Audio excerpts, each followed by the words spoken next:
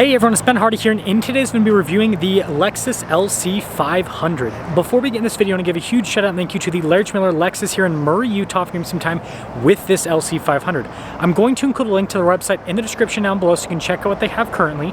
And then on a side note, if you want to save time and money the next time you purchase a car, link to my car buying guide in the description down below. Let's get into it.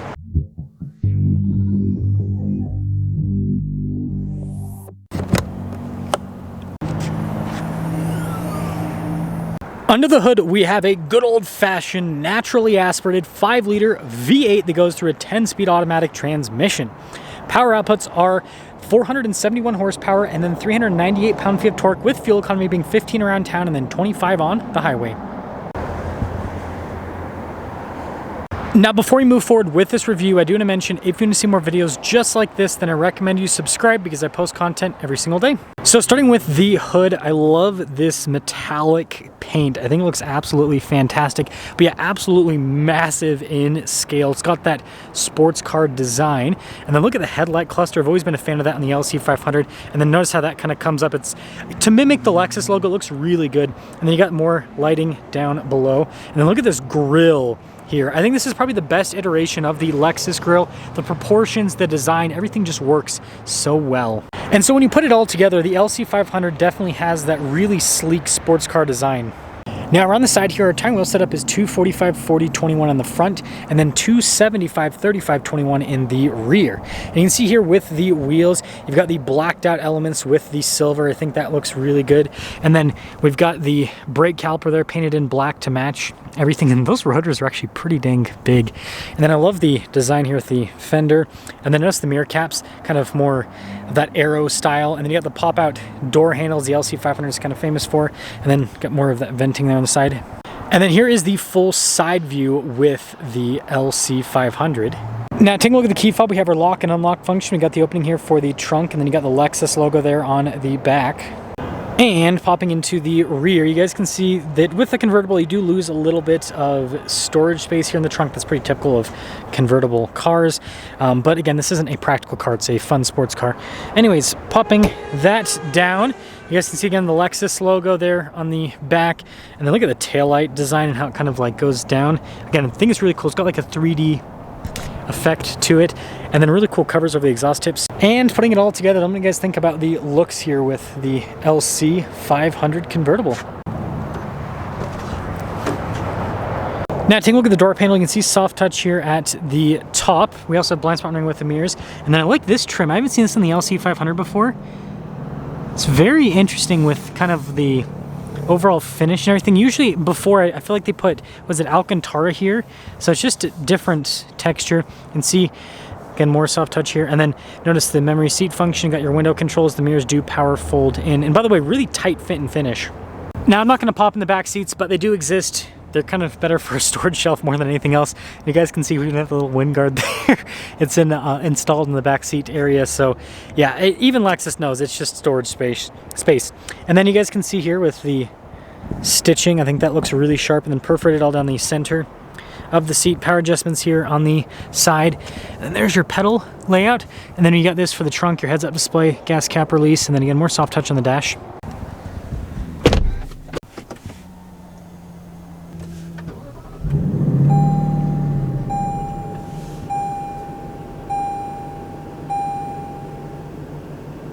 Now taking a look at the steering wheel, you guys can see we've got perforated leather on either side so you can get better grip. You got the paddle shifters there for the 10-speed, and I like the trim overall, even nice stitching on the airbag cover. And you got practical controls like your cruise control, for example. You got controls for the center stack, and then you got the regular stocks there on the back. Now I got Lexus's cool gauge cluster. It looks very interesting because you've got the stocks here, so that's for like the stability control. And you can see the drive mode stock there on the other side. So it, I don't know, it kind of looks like a snail or an ogre head, actually. I see Shrek in this too. Sorry, I had to say it. But when you change the drive modes, it actually changes the whole look of the gauge cluster, which I think is really cool. And this is the gauge cluster that does the moving to the side thing. Another cool feature.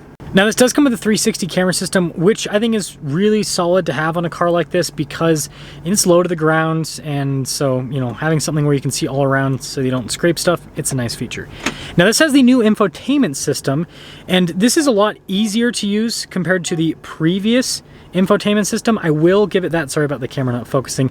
But what I will say is this doesn't fit as good from a design perspective because the old infotainment system was like in the dash recess here that you can see, and so it just flowed a lot better, whereas this, it's definitely more, it looks a little bit more of an afterthought.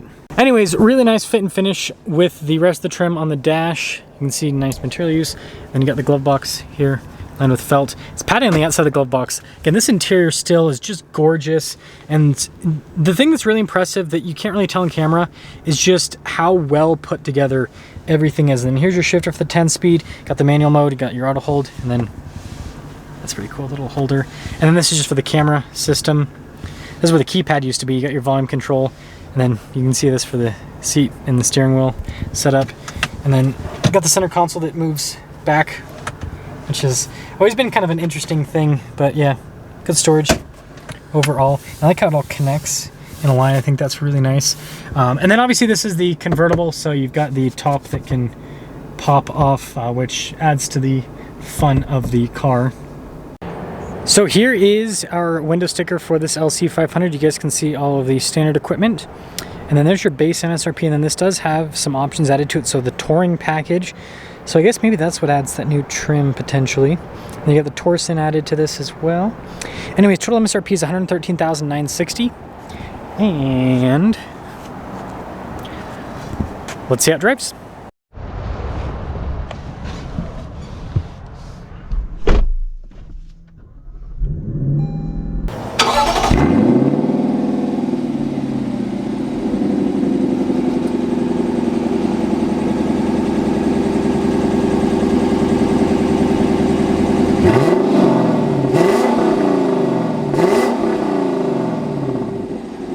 Well, let's talk about visibility before we set off here. Here's your visibility over the hood, both the mirrors, dual blind spotting throughout the rest of the rear.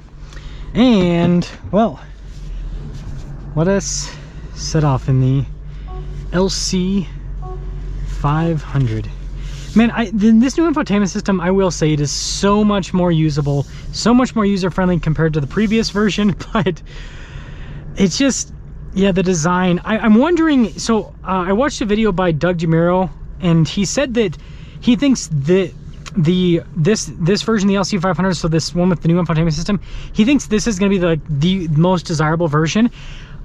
I don't know if I agree with him after reviewing this, because I think that people, like, in the future, they're not going to care about the infotainment system, they're going to care about the design of the dash.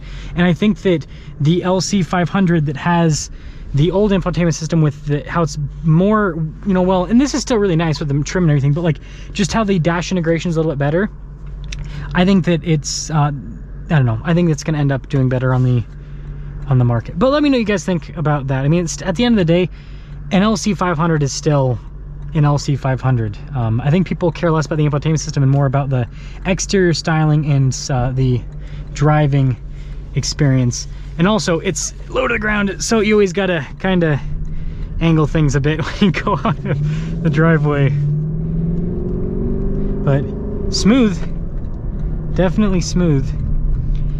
And that includes the V8. So the suspension's really smooth, but the engine's also just has this very, with the 10-speed, it's just a very smooth system. And the low-end torque, it's pretty, I mean, again, 398 pound-feet, it's not a massive amount of torque, but it's good enough for this car. It definitely is. Yeah, it's such a, the thing that's really cool about the LC 500 is it is a performance car, but it also doubles as a sports car. That's what the C8 Corvette, you know, definitely is. It's funny how it's in front of us. That's what the C8 Corvette also tries to do, right? It's a super car that you could daily drive. This, you know, is more on the GT side, right? More on the Grand Touring side. Pop it into the Sport Plus mode. Don't worry, we're not going to Sport Plus it through the school zone, but just getting ready for the acceleration that'll happen in the near future. But yeah, I mean, so far drives really well. The one downside about the convertible, And I don't know if they've changed this for 24, if you can add this an option, but like, I'm pretty sure with the convertible, you can't do the rear steer with, as you can with the coupe. So I think that's one downside, because that rear steer does help out quite a bit with shrinking this car. And, you know, makes the handling characteristics feel a little bit different as well. But in terms of sound insulation, I know I'm not going super fast, but still, Utah's always pretty windy, right? Every single day for the most part. And it seems like it's a pretty well insulated cabin. Seems like it does a pretty good job of keeping all the noise out. So we're finally gonna be able to go over the train tracks. So I'm gonna pop it into the manual mode here. It's funny, we got a Corvette, we got a Tesla, and an LC 500. The gang's all here, right?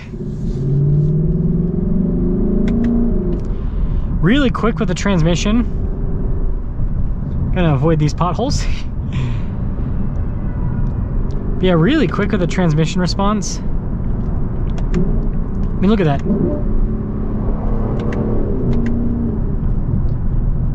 Yeah, the thing about this 10-speed that I've learned, I lived with an LC, Lexus sent me out an LC 500 for a week, so I lived with one for a week, is it's got to be warmed up. So that's one thing about the transmission. Like, you know, a lot of modern cars, like I feel like it's something we've kind of, at least I've come accustomed to, is like they're just, you know, 30 seconds and the car is kind of like warm, like the engine's not fully warmed up, but like the car will pretty much drive. You shouldn't hammer on it, but it'll pretty much drive like how it's going to drive when it's fully warmed up for the most part. The LC 500, I would say it's not necessarily the case. Like, you got to get everything, like the engine, the transmission, all of it, you've got to get it warmed up. But boy, oh boy, does it sound good. Again, naturally aspirated 5-liter V8. And it's not the fastest car on the planet. It's definitely, you know, I think it's exciting enough, but it's not like gonna, you know, blow your mind in terms of the acceleration. I remember when I lived with it for the week, it's like you get used to the speed pretty quickly. Yeah, those gear shifts. Just listen to that. So beautiful. I'm gonna let this BMW go first, since they're running the red light. But we'll get one more real acceleration. If you guys want to see like a hardcore acceleration, again, I lived with one of these for a week. Just go look at Ben Hardy LC 500. I've reviewed this car a bajillion times. So to cap things off, let's pop it back into automatic mode. There we go.